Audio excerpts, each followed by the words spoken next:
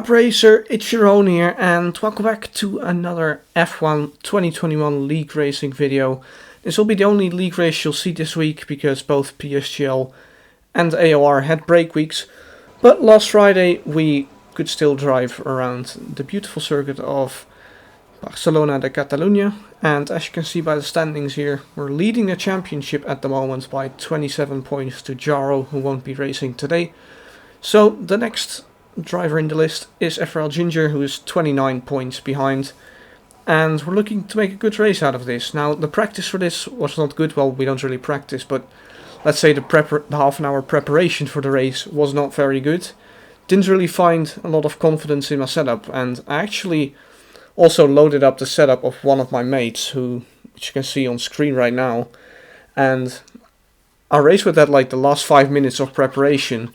And to be honest, it felt a lot better than my own setup. So, as you might have noticed, it will rain during the race, and we're actually going to adjust his setup a bit.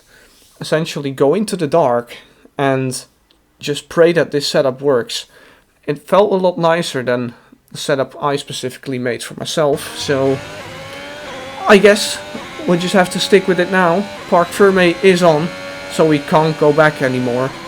And to be honest, it felt quite good in the dry, and as you can see, did my first banker lap. We can just use up all the soft tires we have, of course, because it will be full wet the entire race. And you can see here, did a 16.6 as a banker. Definitely missed the apex there a couple of corners ago, as we're now speeding up. This is actually just the second push lap. As you can see, battery is basically empty in the bottom left. And yeah, to be honest, quite a good lap still on a second run, with sort of overheated tires, a 16.1, and we still have like 10 more minutes left in the session to improve on this time. As you can see, nearly 3/10 up, but then I invalidated here, and I just decided to come back in because I couldn't really do a second run in time if I would still want to have 2 runs towards the end. Now, it's of course beneficial to go out with 2 runs towards the end, because then you'll just have better optimum grip off the track. So this time we're 2/10 up heading through this corner, so not quite as good as last time. But then I invalidate on this very fast right-hander here, and that means I have to back out of the lap and go again. So as you can see now, the checkered flag has come out, and we have one more attempt here. So let's stay on board for this qualifying lap and basically try to carry as much speed here. Really short line towards this right-hander here on the power as early as possible, up to 7th gear, but then quickly go down all the way to 2nd, and didn't really optimize the exit here. You can run definitely a bit wider on that exit. Then a Haas nearly blocked me there. Fortunately, I just decided to stay committed, and Mark just about did not block me there, as Blue is out of the session. That's his Alpine parked over there, as we're now 2/10 up heading into the hairpin. Down to 2nd gear, get on the power as early as possible. Once again, didn't really use the exit curb that much. You can definitely use it a little bit more, as we're now 3/10 up in the final sector of the track. A little bit of an early turning means we get an oversteer moment, and then actually run very deep here heading into this final chicane. And to make things even worse, we also invalidate on the final corner. Although it wouldn't have mattered that much anymore, because I still lost like a lot of the time I had gained earlier throughout that lap. So that invalidation cost me P6, I guess, but my horrible driving in the final sector, I guess, cost me P3 in qualifying. And that means we'll have to start in P7 for a full wet race around Barcelona. So not very optimal. As you can see, I went a lot quicker than I did on my fastest lap in other sectors. So clearly the potential for P3 was there, but I just bottled the lap, to be honest. And recently it's been a bit of a struggle for me in qualifying. I'm not sure what has happened, but I felt like throughout the first part of this game I was pretty good at qualifying. But let's say in the last 10 races, I think I bottled, or well, it was like more than 4 or 5/10 off of my personal best in like 8 of the last 10 races. Not very optimal. As you can see now, we're making some last minute adjustments to our setup, and we're preparing ourselves for a full wet race around Spain. So can see lining up in P6 here. Javier in front of me, Kyle in P4, Kazizel in P2 had disconnected on the formation lap, and we're underway for the Spanish Grand Prix. Rotation behind, got a good start. Kazizel, a horrible start, and Kyle was relatively slow off the line. Couldn't really move out to the right earlier, as we're now braking for turn 1. Visibility is pretty bad. Rotation with a really good start, and he managed to get the position done. But actually, can we come back at him? He leaves us the space down the inside with our 11-11 wings. We're making things work here.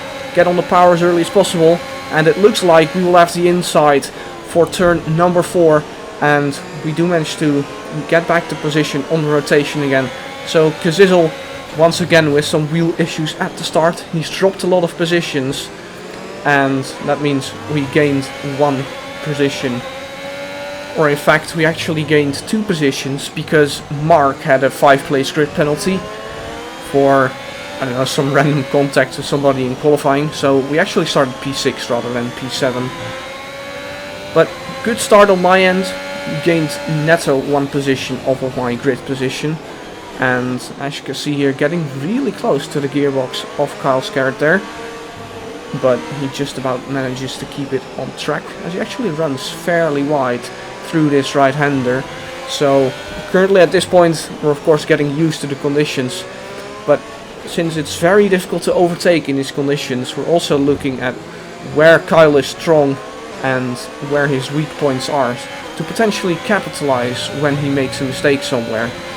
Now, bit of shame I got a poor run out of that final corner. I actually hooked the inside curb in that chicane a bit too much, but you can see a replay of the start here, momentarily going 3 wide heading into turn 1. The Williams of rotation making a little bit of contact with Javier, and that's why he didn't really manage to get the position done on me, and it gave me a chance to get back down his inside, and we were just more confident on that opening lap, which is good to see, of course, and we get the position back on him.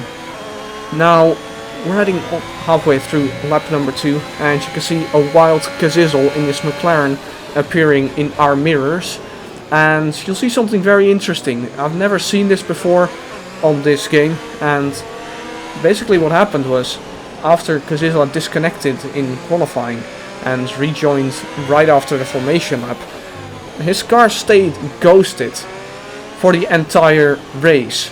So that's of course a major advantage when you're driving in full wet conditions, because it's so hard to overtake others. As you can see here, Kazizel just ghosting through us for a little bit, but we do pick up some slipstream, whereas he doesn't, so that's kind of funny. But I don't think he has any dirty air either, so it would have been very interesting to see what would have happened if Kazizel were to finish this race. Spoiler alerts, he didn't, but yeah, this is just stupid, to be honest, that a car can just keep ghosting through others whilst everyone is just, you know, it's physically present for others. So it would have been very interesting to see what the stewards would have done if Kazizel had actually finished the race, but as I said, he will not finish the race, so we don't have to worry about that too much. Let's focus on our own race though. Can't really see much due to Kai's ghost car right in front of us, so I definitely lost a bit of touch to Kyle on this lap. This is the weirdest desync I've ever experienced. But it's a blessing right now, so I'll take it. Is it even desync though? Because you're not like It's not desync. No, I'm not glitching, I'm just ghosted. I'm literally just ghosted. And he's just going for everyone, not even trying to fucking go side by side or anything. I was P10 at the beginning of lap 1, so I'm now about to be P5, so we'll take that. You dirty cheat. Oh, I'm inside break. here. Wait, do I get slipstream or do you? Like, you gotta ask that question. I don't think you were like getting anything. I do get slipstream and you don't. Lol. I don't get any slipstream though, so maybe But do maybe you get this dirty is air like though? no, Yes. I don't think so. You barely get any slipstream in the wet anyway. If you were about to say it's kind of fair because you get slipstream but you ghosted, that is. I'm P5. Here we go. I This feel is like so we have to stupid. restart, because if this continues, I'm just gonna win. Or my PlayStation turns off, or I spin. So So let's focus on our specific race again, because Izzle managed to get past Kyle as well on that previous lap. And this time I actually got quite a decent run out of the final corner, so clearly Kyle wasn't making any major mistakes, so we may have to force him into one, as we're definitely looking to go down his inside, as his internet is playing up as well. But fortunately it wasn't too bad throughout the rest of the race. There was just one specific moment where it was quite bad. And throughout lap 5, Bye, have a great time. throughout lap 5 I was certainly putting up a lot of pressure on Kyle, as we're once again going to have a look, just show ourselves in the mirrors a little bit. And he runs a little bit deep, so let's try to capitalize on this. Maybe he will run wide at this corner again. Yes, he will. So let's see if I can make a move down the inside heading into this third sector, but I just about couldn't get enough traction to get alongside, and it would have been suicidal to pull alongside there. We of course want to finish the race because we're currently in the lead of the championship, so we can't do anything rash and stupid. But we've moved up one position again due to Izzle. I'm not retiring from the race yet, but I think he will soon, as we're now making a mistake actually, and rotation nearly got alongside of us there, as I tried to get too much rotation through that hairpin and potentially try the same move on Kyle again. But yeah, we just about managed to hold on for P5 in the race, as now Mark is sending it down the inside of rotation behind us. And I'm not entirely sure what happened, whether rotation got run out of road there, but Mark actually gets the move done. Some dotted line, I just followed. Oh I can't shit! overtake you though. Yeah, I Spin it. E-span, That is not E-span. a good line. Honestly, I don't know why DRS is disabled right now. Because you're Okay. disabled. Like, that would have been so your fault if I spun out. Oh my god. That doesn't look good. How's it going, Jerome? How did we survive that? Bit dodgy. Oh my god. I can't see shit with a 4U in front of me. Mark, Okay, what Mark. the fuck? Interesting attacking here, Mark.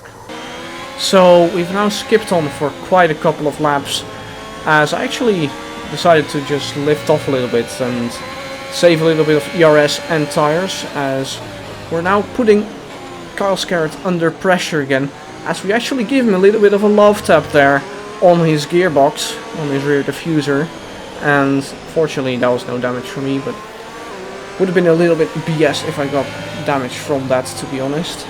But you can see now we're definitely putting on a bit of pressure again and looking to get an overtake done, so let's try and get a good exit for once down this main straight, and I think that is quite okay, but Kyle always got such good exits here.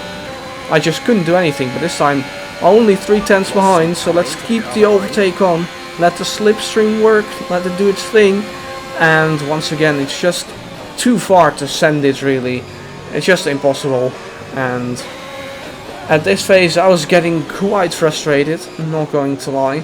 Couldn't really find a good opportunity to send it somewhere, but now FRL Ginger has retired from the session, and I'm not entirely sure actually where he spun, but we already managed to get up to P4 because of that spin he did earlier in the race, and now he actually fully retired. So you can see our tire wear is about 25% at the moment, and to my surprise Kyle comes into the pit lane, so does Mark, and so do many of the drivers, and it was really surprising to see this. So the only 3 drivers who decided to stay out are Nuth, myself, and Blue. Is anyone going into this? No chance, right? Yeah? Oh shit, my delta. Fuck. Oh. Jerome, why are you staying out? Holy Seriously, shit. not Why thinking is about everyone taking the wood pitting? again. That's also an interesting question. You still got a pit, man. There's no way those No. wets are going to the end. Then mine were on like 35% on like lap 13. What so are your tire? I'm on 26% on my worst tire. Yeah, me too. I have low pressures. So clearly my tire saving skills once again are quite good, as you could hear from that audio clip, some couldn't make it on one set of wets towards the end of the race. Whereas I'm easily going to make it without having to worry about tire wear. So let's get ready for the restart here. And let's try to follow FVR Noob, who already has a 3-second time penalty. Got quite a good restart, not going to lie. And you can see 29% by the end or the start of lap 18. And looking to extend the gap as much as possible. All the drivers behind on fresh wets except Blue. And by the first VSC we got here, we already pulled a 3-second gap. As we get 3 virtual safety cars in a rather short period of time. And you can see now, end of lap 26, FVR Noob putting in a 28.6, whereas my personal best is a 29.1. And I think this lap, it was sort of a lap where I had to draw the conclusion that I was not going to keep within 3 seconds. I could do like low 29s, but it would have been just way too much risk to try and push for 28s every single lap. As we're now on board for the final lap of the race actually. We're on 55% tire wear, and I can say now, in hindsight, FVR Noob finished the race with like somewhere 48 to 50% tire wear, so he did an even better job on managing the tires than I did. In the meanwhile, Blue is still hanging on for P5 in this race, and it was definitely the right call by me to stay out, because Kyle had been stuck behind Blue for this entire second stint. Javier and Mark managed to get past him, and at one point Mark was certainly closing up on me, but towards the final laps of the race I managed to extend the gap again. And yeah, to be honest, regarding Noob, I was just on average about 3/10 off and couldn't really do much about that, as we're actually looking to set a fastest lap, or personal fastest lap of the race, on the final lap of the race. And with 1 corner to go, we're looking good for P2 in this race. Noob wins the race in a very dominant display, gets the fastest lap as well, as we pick up 2nd place in this race. And yeah, to be honest, I'm still a bit baffled by everyone, their strategy calls. It should be an easy 1-stop, or not necessarily easy, but a doable 1-stop, or a 0-stop actually, I meant a 0-stop. But others decided to come in, and that made my race a lot easier, not going to lie. So hopefully I'll qualify a bit better next race, and yeah, looking good in a championship here in FRL. See you for the next video. Bye bye.